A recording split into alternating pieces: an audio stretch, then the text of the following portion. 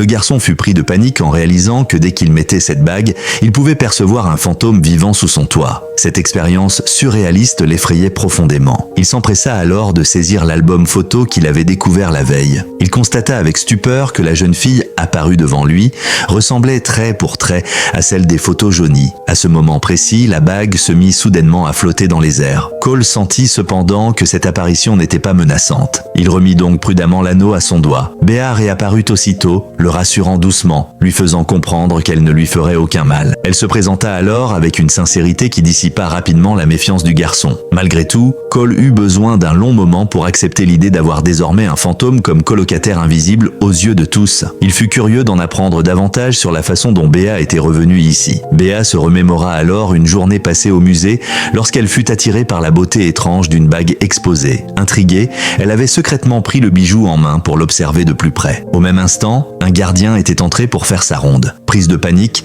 elle avait instinctivement caché l'anneau dans sa paume. Elle avait prétendu s'être simplement perdue et trompée de salle. Ce n'est qu'une fois sortie du musée qu'elle réalisa avoir conservé involontairement la bague. Mais, alors qu'elle réfléchissait à comment rendre l'objet, une voiture hors de contrôle fonça droit sur elle. Lorsqu'elle avait repris conscience, elle était inexplicablement revenue dans sa maison. Depuis cet événement mystérieux, Béa s'était retrouvée prisonnière des lieux, incapable de sortir ou d'être vue par les autres. Elle ne pouvait désormais interagir avec les objets qu'en concentrant intensément son énergie. À cet instant précis, la mère de Cole lui rappela qu'il était l'heure d'aller en cours. Cole retira donc la bague, se promettant de reprendre cette incroyable conversation à son retour. Arrivé dans son nouvel établissement scolaire, Cole fut rapidement abordé par une jeune fille asiatique. Celle-ci lui annonça sans détour qu'il était déjà hanté par un esprit tourmenté.